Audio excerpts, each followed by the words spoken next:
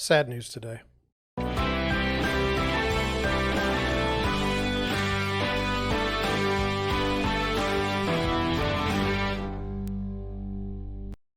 Good afternoon, everyone. Sad story today. And I don't know that it happens more often. Okay. But I don't know if I'm more sensitive to it as a real estate agent.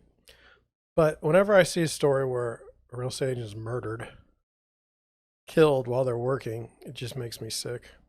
It just makes me sick. And sometimes there was a story maybe 2 weeks ago where a real estate agent was murdered. There was some things about the story that it wasn't like they were going and showing houses and got murdered. It was something. You see a lot of things that where someone's profession, it just says what they are, and then something happens to them. They're not necessarily related, but this case here definitely related. Fellow showing a house to his buyer and murdered, and then the police were there. And they didn't, the guy went in the house and shot himself, so it's a murder-suicide. So, bad story today. I just wanted to go over it and offer some thoughts. So, here we go. It says, I shot my realtor. Man kills agent after buying house with cash and discovering he didn't like the property. Is that misleading? I don't know. It has to be. You have to have some rationale for why someone would murder someone else. There has to be a reason. But sometimes when we apply logic to an illogical situation, it doesn't work. And in this case here, there's definitely more to it. So anyway, I shot my realtor, 84-year-old Albert whatever, told authorities before turning his weapon on himself, according to police. Moments later, the killer himself was dead, as well as beloved realtor. I got nothing on the name, but the fact that the killer's dead, good riddance. So in a press release, they said that the killer confessed to killing the real estate agent, apparently in clear view of law enforcement, and with his pistol in his hand. After his statement, he closed the door, and the police heard a gunshot. Police established a secure perimeter around the residence. SWAT then entered the building to find that he had taken his own life. And they found the agent with a fatal gunshot wound. So, police were there. Guy's got a gun, walks in the house and shoots himself, and now we've established a perimeter around the area.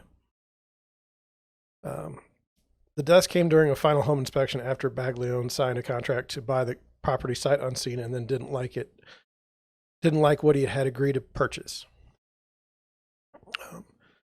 Then this lady's quoted, and I have this in another part, but it's not apparent or clear that any amount of caution might have dissuaded the killer in this instance. And that's exactly right. You never know. You never know who you're working with. And then so one of the neighbors said he seemed a bit off. You think? He just seemed out of it. He went on to tell the newspaper that he saw the fellow wandering around the cul-de-sac the day before the shooting, and the neighbor saw the octogenarian just hours before the two men were dead. So in this case, I don't care that the guy's 84 years old. I don't care if he's 20 years old. He murdered a real estate agent. That's ridiculous. So don't care. Don't care that he was old. That doesn't excuse the behavior in any way. He just looked like maybe he had a mental breakdown or something. He didn't look right at all. He kept driving up and down the street all day. And then the fellow's son explained that his father previously lived in Alabama and bought the house after finding it in an online listing. Killer paid in cash and never once saw the property until the deal was done. He said it didn't look the same as it did in pictures, and he said he was unhappy and was going to talk to his agent about it. Well, you did a terrible job of talking about it. So, anyway, I have thoughts. Nothing's more disgusting than the fellow that's 84. Can't stand him. Just irritated. But anyway, let's go over it. As a real estate agent, let's kind of break this down. It says the deaths came during a final home inspection after the fellow signed a contract to buy the property sight unseen, and then didn't like what he had agreed to purchase. Okay, so he'd already bought the house, so it's really not a final home inspection. We know that he already bought the house because the agent had put congratulations to so and so for buying the house. In his Facebook or social media. So that isn't right. Okay. We know that. Number two, everything comes with risk. You're working with people you don't know their families and their backgrounds. And that's in the article, but that's from a different agent. And this is true. And sometimes even if you do know their families and backgrounds, you wouldn't expect for something like this to happen. But this is why I do things a little differently. And if I meet somebody and I don't like them, and they have an attitude or something, something's off or they're strange. In this case, the guy's 84 years old and acting odd, at least at the end. How do we know that he wasn't acting odd during the beginning? We don't.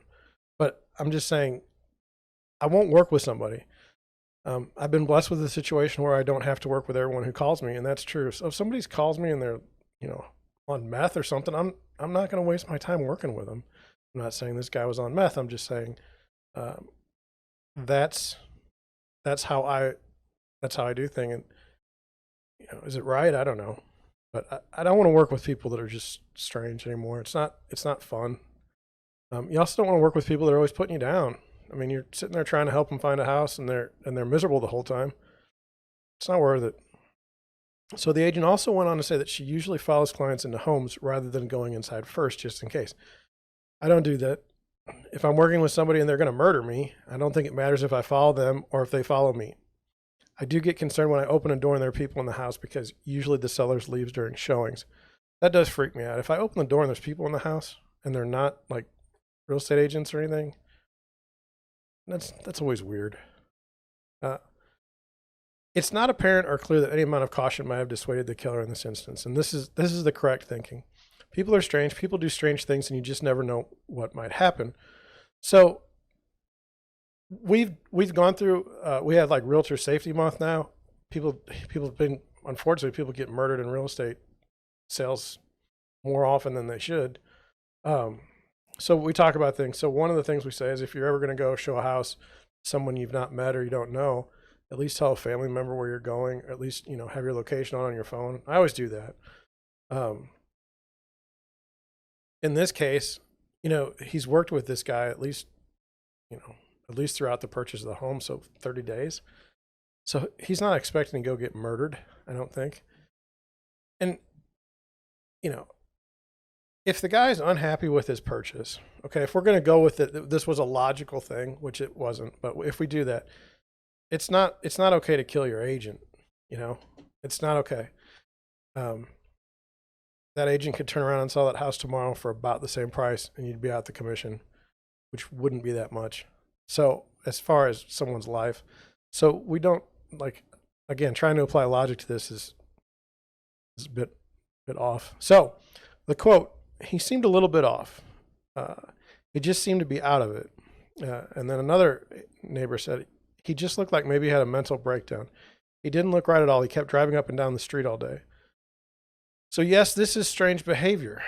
Usually I will tell the buyer to drive the street a few times to see if the neighborhood changes, between the night and the day. So you go down this neighborhood and there's nobody out and it's a wonderful, wonderful street. Everything's great. And at night, all of a sudden, all these people are out and causing all kinds of issues. That could happen, but it's not normal to drive up and down the street all day. And there's something not right about this fellow. Okay. We know that because he killed a guy and he killed himself. But, what's going on here? So, and then another, according to the pilot, which is another source, the son of the killer explained that his father previously lived in Alabama and bought the house after finding it in an online listing. The killer paid in cash and never once saw the property until the deal was done. So I think it's strange to buy a house only seeing it, online, only seeing the pictures. I say that because I know that real estate agents, will show only the best parts of the property. I would never tell a client that this is a good idea. And I've said that in my videos in the past. Now, that's where I live though. Okay. I live in the Midwest. I live in a city where people are more often leaving than are arriving. But we have the Lake of the Ozarks, and I have agent friends down there, and they'll sell houses or condos from people from as far away as Iowa, and they'll have only seen the Matterport 360 video and video of the house. So it's not unusual in other places. It's unusual for me, but I would still say it's never a good idea to buy a house without ever having walked through it. And then to get all the way to buying a house and not seeing it till the deal is finished, it's odd that there's no inspections during the whole process, and it's very, very strange. So I don't understand. Like, he had to. I mean, if this is the first time he sees the house, he's already closed on it, and now he's going over there. It's not a final home inspection, as we discussed. This is he already owns it. So it's a very strange. The way the story is coming out, it's very strange. I saw this yesterday, but there wasn't enough information on it to do a video on it, because it's all still playing itself out. So I would say, well, we have to have some caution. Maybe something will come out that makes it more understandable. And then it says, he said it didn't look the same as it did in pictures. He told his son that he was unhappy and that he was going to talk about it to his agent about it. But the house has already been bought. So that doesn't make a whole lot of sense. One thing I did look up, the guy paid $160,000 for the house, and that seemed like a low number given the market where I am. But I looked it up on Realtor.com over here, and you can see. I mean, you can buy a house in the 160s, and the houses look pretty decent in Portsmouth, Virginia. Now, I don't know. I don't know the details, but just look at that house there. Doesn't look very good for 167, but I mean, within about 10,000 plus or minus, looks like you can get a house that's decent. So, if the guy was fleeced, let's say the average price for a home is $300,000 and this guy buys a house cheap at 160, then you have to assume that there's got to be some work done with the property.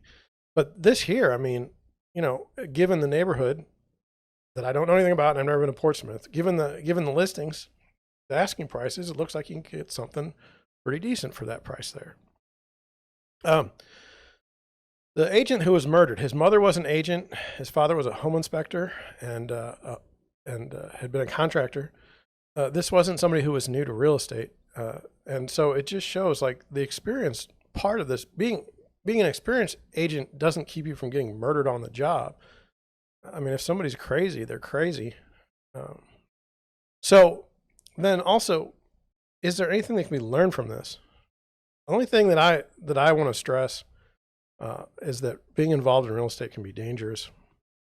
So many people assume that when they call an agent, there's no reason for the agent to be concerned or worried about about working with them. But people these days, they do weird things, and this is just tragic.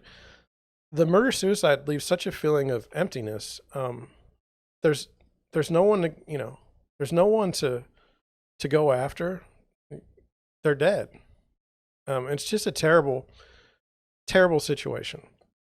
So when you guys are working with agents, just know that we have to deal with some terrible stuff. Sometimes it's not all fun and games. Word of the day: loathly means causing hatred or disgust. Repulsive. The murder of any person who's on the job is loathly. So that's it for today. Hope you got something out of this. Thank you for watching. Thank you for listening. And I'll catch you on the next one.